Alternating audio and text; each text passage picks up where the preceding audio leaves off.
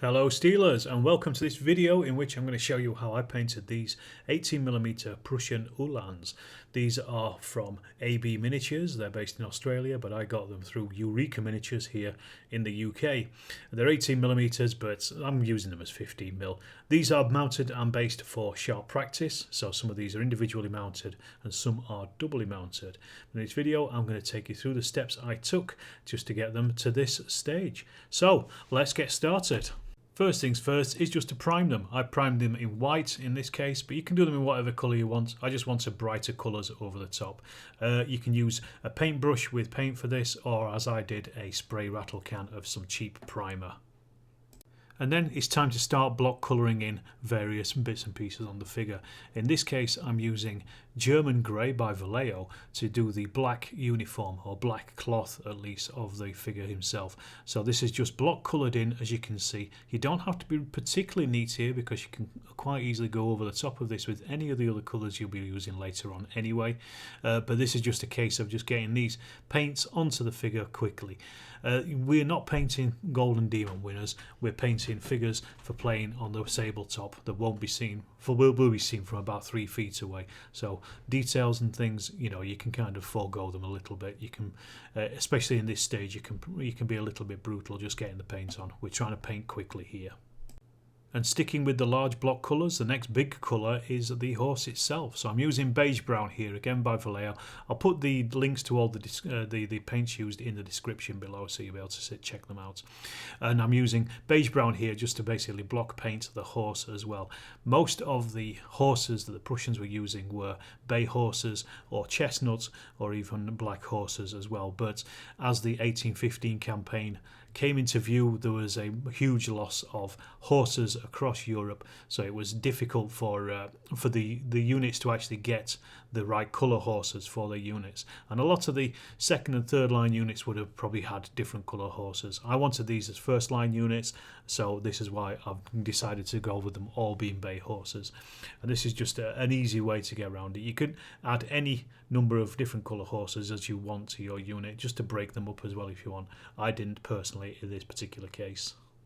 I also painted any wood in beige brown as well, so that's the handles of their lancers in this case, and I also painted the hair as well that you can see on the trooper.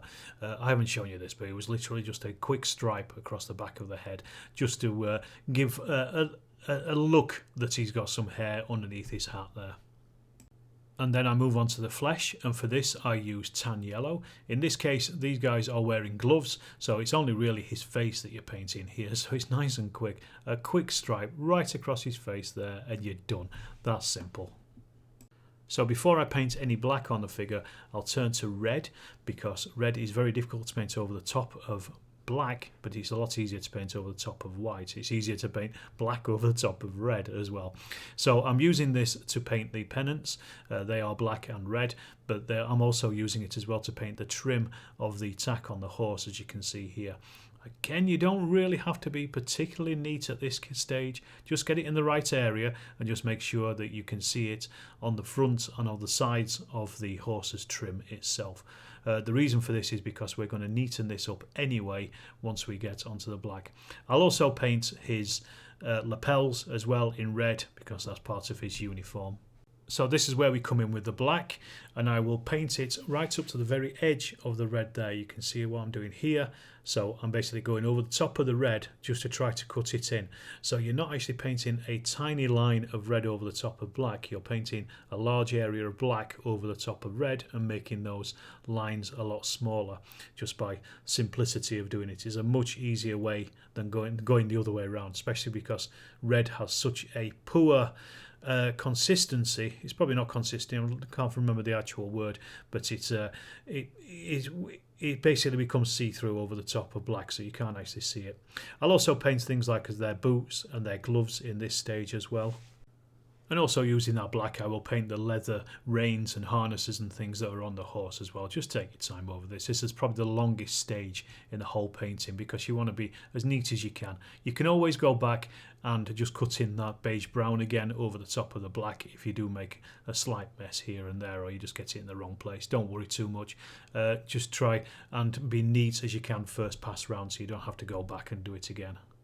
Then I want to do a few details on the horse, so the mane and the tail, for example. I'm just painting this in German black brown, camo black brown. It's a really nice dark brown colour and it works perfectly well with these bay horses.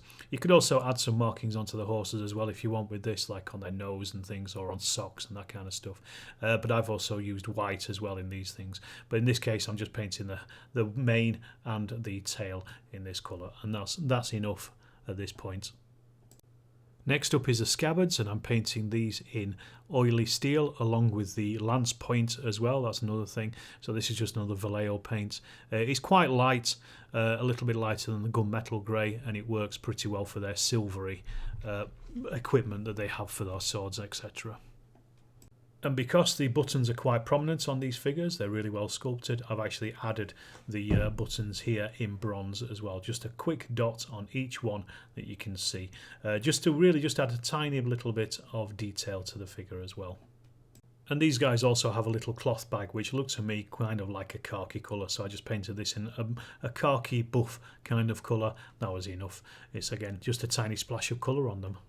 And although I haven't based the figure yet, I'm actually just painting the base as well. So I'm just doing this in flat earth at this point because it's a lot easier to paint now when you can get your brush in between those legs than it is when they're mounted. Because I was mounting this guy with another one, so there's going to be two together. So I just wanted to get them painted up very quickly like this, so it's a lot easier than doing it later on in the process. And that's it, they are block coloured. Now they're ready for the next stage, which is basically adding Agrax Earthshade. I love this stage because it's so easy. Just literally get a big old brush, dip it in, use undiluted Agrax and just splosh it all over your figure here. This will get into all the nooks and crannies and it provides you with a really nice shade that you can work off for your highlighting in the next stage. Leave this to dry for at least, I'd say at least 2 hours, maybe even longer, probably overnight, and then you can come back and start on the highlighting.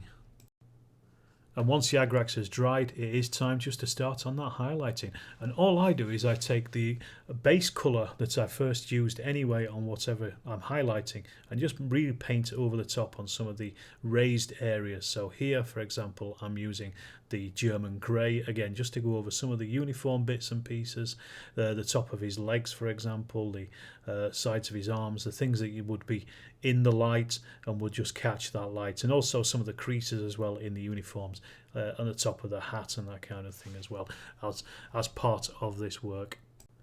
Exactly the same here again with the red, because the Agrax will dull down your red, so you just kind of want to bring it back to life a little bit as well, and just to add that three-tone of colour really. So you've got your base colour, the Agrax over the top of that, and then this highlight as well. Although it's not strictly a highlight, it does actually brighten the figure up again, and you'll see the difference when you're painting like this. The Agrax really is a bottle of cheat. It really does help you when it comes to painting these smaller figures. And then finally a quick dab of tan yellow again just on the raised parts of his face. So that would be the nose and the cheeks, etc. And then I'm going to base this chap up with his chum. So it's literally a case of making a small base out of some plastic card, adding some super glue and putting the guy in place next to his mate and just leaving it to dry. And we're almost done at this point, and I'm using Vallejo's earth texture just to add a slight rise in the base to build it up to the base of the figures themselves. And just working my way around with a small flat-headed screwdriver. You could do this with polyfiller and then paint it, but this is a lot quicker because it's already painted. Just put it in, make sure you don't get it all over the figures themselves because they've still not been varnished at this point, and you don't want to have to go back and start cleaning up the figures now we're so close to finishing. And it's time to varnish them, and I use Winsor & Newton's Professional Artist Matte Varnish. Make sure you're either outside or in a very well ventilated room or wearing a mask, and just give them a good liberal spray of this stuff. This is the best on the market, but you can use whatever you want. But this is the best stuff. I've used this for probably over a decade now, and it's never given me any issues whatsoever. Dries really nicely and protects really well as well. And last but by no means least is finishing the base itself, and for this I'll use PVA glue, slightly watered down. Just paint it onto the base, around the base of the feet of the horses themselves, because we're really going to set off the base at this point. This will really bring the figures to life. And I use static grass. You can see I've got a box of it there behind. This is, I think, Javis's Woodland Summer grass, but you can use whatever you like. You could even use an applicator if you want on this. I don't bother. I literally dip it straight into the box, as you can see here. Cover it all in the static grass, and then just blow off any excess once you've got them out, and you'll see that it kind of stands up a little bit on its own. And that is them finished. And here they are again. That's them finished. 2 groups of 8 with a leader, as I say, mounted up ready for sharp practice, but can be used for pretty much anything really. If you've got movement trays, you can put them on there. I've done them with some individuals just because I want to have casualty removal as well, but also to make them a bit easier to move by using the double bases as well. Well, thanks for watching this video. I hope you enjoyed it. Some of these techniques can be used on a lot of figures, and it's kind of a quick way of getting some Napoleonic figures onto the tabletop that will look pretty decent from a 3-foot range. This is what you're aiming for, not really, as I say, a golden demon winner. If you've enjoyed this and you haven't subscribed to the channel, please do so. Give me a like, give me a subscribe and a comment below. Tell me what you liked, tell me what you didn't like, and I hope you've enjoyed it, and I will see you in the next video.